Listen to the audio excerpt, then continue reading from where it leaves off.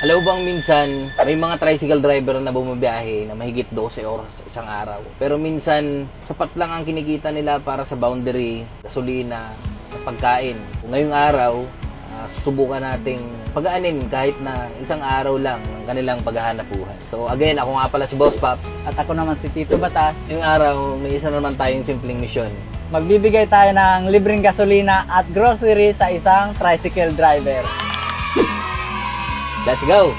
Along the way, dito na lang tayo maghanap ng swerteng pipili natin ngayong araw ng tricycle driver. Alam ko kasi dito sa mga gantong area dito city, kaya talagang madalang yung pasahero, kaya for sure, maliit kita dito. So, dito tayo maghanap. Tayo, namamasada ka? Naghahanap lang ho kami ngayon ng mabibigyan na tricycle driver.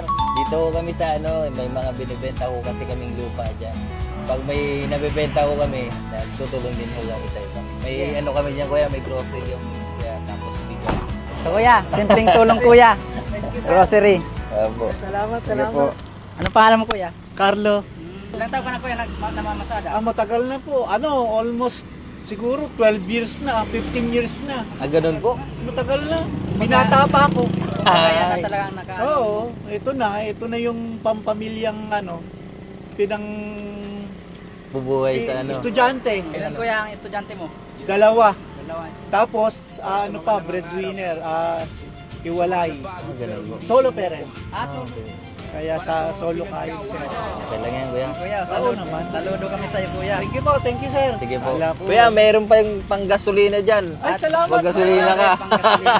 Parang nananaginip na ako. Thank you sir. Okay po.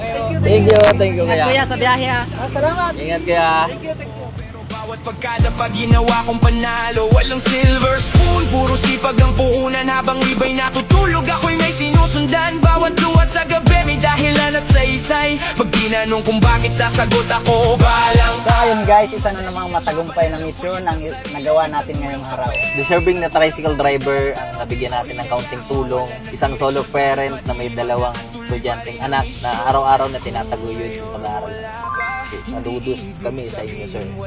At kung gusto mo pang makapanood ng mga ganitong videos, follow mo lang yung page ni Tito Batas. Yes. Kung may mga kakilala ka o ikaw mismo naghahanap ng real estate property, residential lot, message mo lang ako sa page ko, Boss Pops Deal, at pag-usapan natin. Let's go!